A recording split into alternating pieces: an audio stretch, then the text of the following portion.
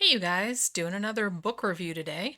This was another recommendation from one of the booktube channels that I watch, who's as Jordaline reads, and I take like a lot of her recommendations because her taste and my taste seem to be very, very, very similar. And she really talked a lot about this book, and I was like, okay, I got to get this and read it because it sounded like really awesome. So this is The Good House by Tananarive. Now, it's really weird because when I first ordered this book and started reading it, I didn't realize, even though the bulk of it is set in 2001 and a couple years after that, I didn't realize until I looked it up later on that the book actually came out way the hell back in 2004. So, I was thinking it was kind of like just a couple of years old, but it's actually quite old, and it is actually set at the time that it was written. I thought it was, just set like a few like it had been written to be back then, but it was like modern, but it's not. It was actually came out in 2004. Now, Tananarive has done a lot of books, and this is the first novel of hers that I've read. I actually saw her. She was on the Shudder documentary Horror Noir, History of Black Horror. So she's in that. I believe she's a professor and teaches about horror films, particularly those of Jordan Peele and stuff like that. So I'm really glad that I finally got around to reading one of her books because it sounded really cool and it sounded like right up my alley. So even though the book is called The Good House, you might think it kind of sounds like it would be a haunted house novel, but it's not exactly. It does have to do with the house and there is like creepy shit going on in the house, but it's not exactly ghosts. It's kind of like a different thing. So like I said, just like I say on these, reviews usually, if you don't want to know anything, if you want to know jack shit about this book before going into it, then probably don't watch this review. I'm not going to spoil anything. I'm not going to spoil the end. However, to discuss it, I am going to have to basically say what happens in it at some points. And if you don't want to know anything, then, go read the book and then come back. Now, I will say this book is a big chunky boy. It's about 500 pages.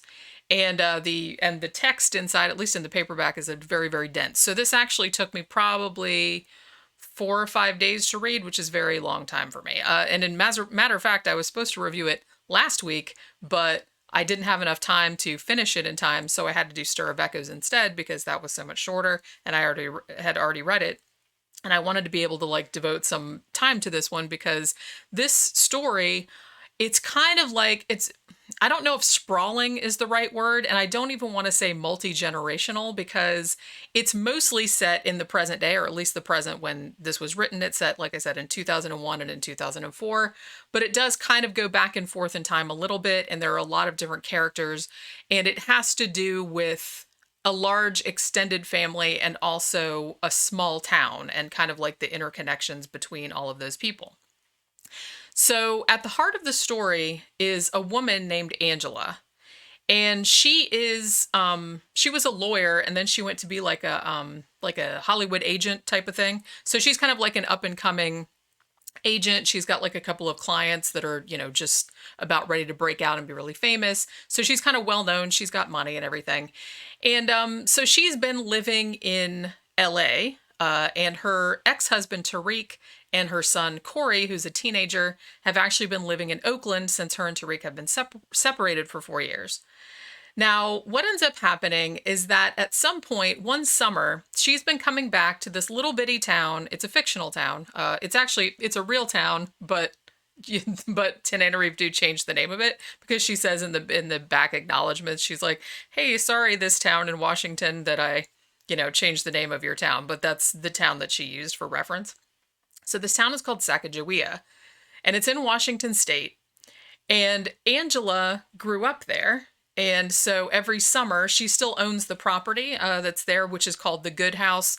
It's called the Good House because the dude that built it, his last name was Josiah Good, I think was his last name, like with an E at the end.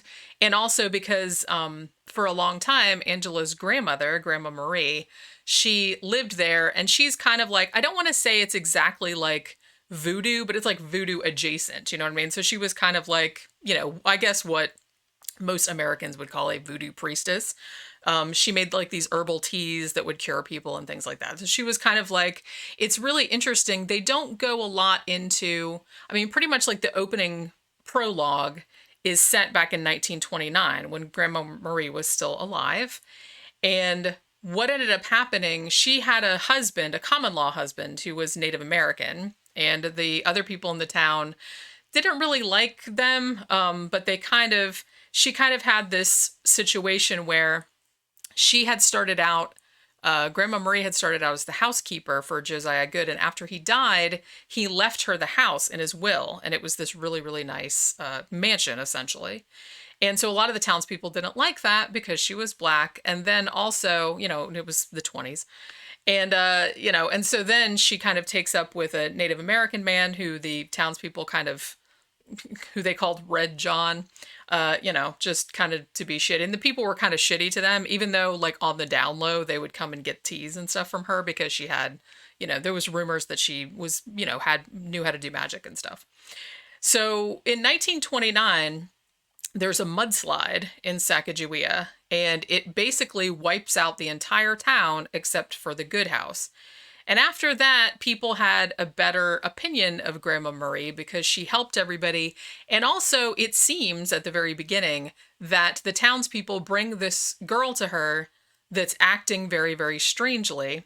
And as the story goes on, you realize that this was kind of like an instigating event. This girl, or this child, was basically ridden by a baka. Like it's essentially like a demon, but more like a voodoo adjacent kind of demon. And Grandma Marie tried to get it out of there and all this other stuff. So apparently, that's kind of like the prologue part. And then it kind of comes up to the present day. Now in the present day, Angela is trying to get back together with Tariq. They're staying at the Good house over the summer. They're having a 4th of July party. Corey, the teenage son, has been acting very, very strangely. And it so happens at this party, and as I said, if you don't want to know any, plot threads or anything like that, this one I think is given away like it's pretty early in the story, so I don't feel too bad about it. But Corey ends up either accidentally or on purpose shooting himself in the head and killing himself in the cellar of the house. And after this particular event, things really start spiraling downwards. And it's kind of like, as I said, this is a very, very long, intricate, almost kind of like a multi-generational type of story, because as it goes on, it turns out that Grandma Marie, back in, the early 20th century, she was, even though she was a very powerful, like I said, as you would call a voodoo priestess, a manbo, I guess is what they called it in the book. So she was that, but apparently she had done something to piss off the spirits, and she was trying to fix it and she couldn't really fix it. So after she died, she had apparently been trying to contact Angela to get her to fix her mistake so that the waves from this demonic possession essentially wouldn't stretch out over the entire town. However, Angela seems like she's been she doesn't really believe in that kind of thing. She's a very modern woman. She loved her grandma, but she just couldn't get into all that like quote unquote superstition and all this other kind of shit. So it's almost kind of like she closed her mind to the past and to all of these possibilities. So apparently what had happened was that Grandma Marie had tried to contact her son Corey instead. Corey got a little overexcited and was like, oh my God, I found all Grandma Marie's stuff. And it's like, now I can do magic. And he kind of fucks it up too while he's trying to fix it. And that was, again, like the instigating incident that made the spirit or the baka like much, much stronger. Now, what this demon can do is basically can possess people. And it seemed like he could possess, or it could possess more than one person at once, because it could basically like take over your whole personality and make you do horrible things. You could kill your own children. You could just do all kind of shit. And it could do stuff like, because at one point, Angela and her client / friend, Naomi, are at the Good house, and Naomi's little dog, she has a little poodle named Onyx, and he disappears. And for a long time, you think he's dead, but then like he turns up later on. And so So the demon can actually make things, can actually pretty like transport objects like to wherever they need to be. Guns, cars, anything.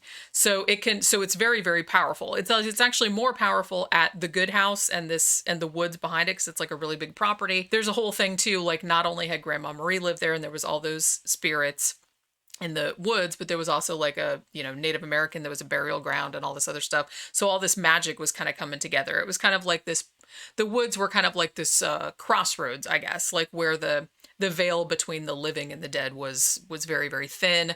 And so that's why a lot of people who were magically inclined, let's call it that way, were kind of drawn to this place, because it was a place of power, for both good or ill. Now, so as I said, the way the story goes is kind of like Angela having to come back to the town and, after her son dying, and seeing the destruction that this spirit is wreaking on not only her family, but on the entire town. And her having to come to terms with the fact that magic is real and that it actually works. And, her being able to have, to come back and like fix it. So as I said, this is, I really, really loved the hell out of this book. I thought it was just so, so good. It has a lot of really like creepy, like unsettling types of images. There's a lot of, it's quite violent. There's a lot of kind of, not really explicit sex in it, but just the writing is just really evocative and beautiful. I could just see this whole entire town. I could see the house. And there's just the way that the demon manifests itself sometimes is really creepy. Like it can look like a person, or it can, ride a person and make them do its bidding. And that person kind of looks the same, except like with a weird grin, or they smell really bad. Like they have like a really pungent smell to them, that that not everybody can smell it, but if you're sensitive to it, you can smell it, and that kind of thing. And also it can appear as, like once it appears as kind of this little blonde girl in the woods. And, sometimes it appears as like piles of leaves, because it's kind of like, I guess it's kind of like a spirit that sort of comes out of the ground. So it's like nature spirits, you know what I mean? So it's that kind of thing. But yeah, so I will say it took me a little bit of time to get into it. Like I said, it's quite long. It's very involved. There's a lot of characters. You really have to pay attention. I don't think it's that hard to pay attention to. It's not like it's densely written or anything. It's very, very clearly written. It's, she has a really lovely writing style, but you really do have to pay attention to, the relationships between all the family members, or relationships between all the townsfolk, like, who is this and what happened in the past, because some of the people that live in the town had some shit that happened, back when Grandma Marie was alive, and, or knows things about her and stuff. So you really have to like keep track of all this large web of, of relationships to really get the full effect out of it. But that said, as I said, I didn't really have any trouble doing that, but I did want to take a little bit more time with it, just because it was so long and involved, and I really wanted to give it my full attention. And I'm glad that I did, because it's just like a really immersive experience, I guess. Like when you're reading it, you just kind of get lost in it. And like I said, I think a lot of that has to do with the writing and the imagery. The characters are really, really involving. All of the characters are really complicated. They're not all like, oh, this is a good guy, this is a bad guy. It's like some of the people, like particularly Tariq, her Angela's ex-husband, who is kind of a shithead, but also he's got like really good qualities too. So he's not a terrible, terrible person, but you can understand like why she couldn't put up with him. You know what I mean? She is also not a perfect character either. Obviously she's the protagonist, she's the hero, but she's also got a lot of her own problems. She's very bossy. She's very overly rational. She doesn't want to listen to any of this superstition crap. So you can see like all of the relationships, which particularly between her and Tariq and Corey, the teenage son, he's having a hard time with her too before he dies. He's having a hard time with her too, because he just finds her very like, oh, all she does is talk. She doesn't listen to me. So there's like all these complex relationships that I think are really, really well played out. And there's also a relationship too between Angela, and when she goes back to the town of Sacagawea, she goes back and she meets essentially her high school boyfriend, Miles. And so there's kind of some stuff going on there. So there's all this complicated stuff going on with, her still having feelings for him, and like, Tariq wanting to come back and, get back together for the sake of their son, and they're trying to work things out. So there's all this other kind of stuff going on too, like all this kind of family drama. Now I read some reviews of it on Goodreads, and like I said, most of the reviews seemed really, really good, but some people said, well, it's not really a horror novel. I disagree with that. I think this is very much a horror novel. It did remind me, some people said it reminded them of Stephen King. The writing style is not Stephen King-ish. I think the reason people are saying that is because maybe it's kind of this complicated interweb of characters like in a small town, and there's this past evil that, people have to get together and fight. In that sense, yeah, it's Stephen King-y, but a lot of other horror novels are like that as well. But yeah, I definitely think this is a horror novel. It's essentially a demon possession novel, but it's not with a quote unquote Christian overlay. It's more like I said, more voodoo adjacent type of stuff, which is cool because you don't really see a lot of that like in horror novels, or at least not most of the ones that I've read. It seems like it's an underexplored area. So I think it's a really cool so I think it was a really cool like framework to kind of explore the idea of messing with magic or messing with powers that probably you shouldn't be messing with. People's arrogance or greed or whatever, making you want to use these powers that are seemingly at your fingertips, but how something like that can go horribly, horribly wrong, and how the repercussions of that thing that you did can resonate just throughout generations and generations. Because essentially, Grandma Marie, back in the 1920s or whenever, her mistake resonated for 3 or 4 generations down there, just because the spirits were so angry at her, at what she'd done. And the fact of her trying to reach Corey to get him to fix it, him being a teenager and not really knowing what he was doing, not really taking the time to learn how to do things correctly. He wanted everything right now.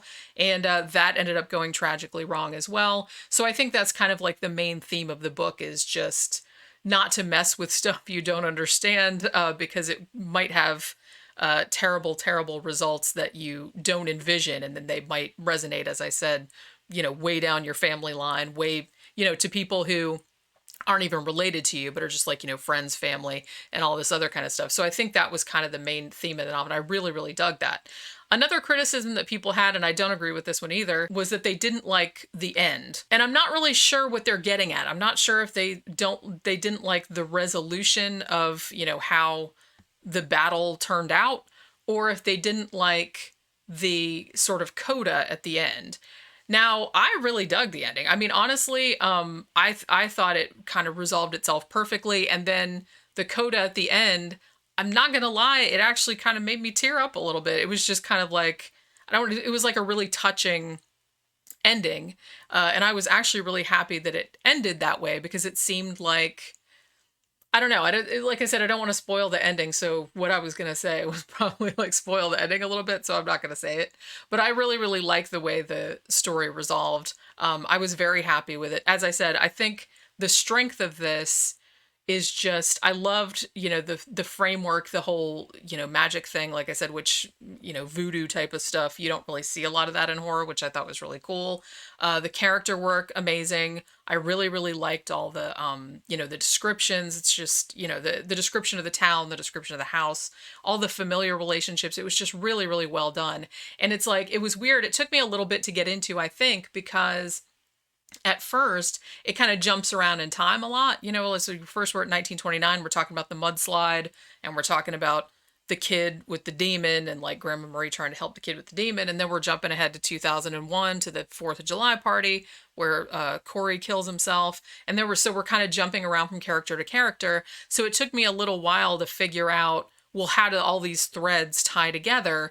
But then as the story goes, it just really kind of like sucks you in, and you just kind of get all into it, and you're just all interested in all these characters and what's happening in their lives. And as the story goes on, it's almost kind of like it's weaving the story together, like as it's going. And it was just really, I don't know, it was just like a very satisfying feeling for me, like seeing where all of the things were weaving together, like as I was reading it. So yeah, it's just funny that I had just, it sounded good, like from the descriptions, that I had seen. And I was just kind of like, oh, that sounds good. I'm going to buy that. I don't even remember if this was on my TBR, because I think I might have ordered it more recently than, that I ordered it after I did that video. So I'm not really sure. But I don't know. I heard a couple of people, like I said, other book reviewers that I like to watch on YouTube. And a couple of them had talked about how awesome it was. And I was like, man, that sounds really good. And so I bought it. And like I said, when I bought it, I didn't realize that it had come out that long ago. But it doesn't matter. I didn't actually realize when I was reading it that it wasn't like a modern, because I was just like, oh, it's set in 2001 or it's set in 2004 or whatever. It's like, it wasn't really a deal breaker for me. It was just funny that it took me this long to get around to reading it, but at least I finally did, right? But yeah, so definitely going to be seeking out more of her stuff because this book was really, really enjoyable. So yeah, if that sounds like something you'd like, just a big sprawling family epic, with some sort of voodoo-ish magic to it, I think you'd really dig it. So definitely check it out. As I said, it's called The Good House by Tananarive. And I will see you guys on the next one. Bye.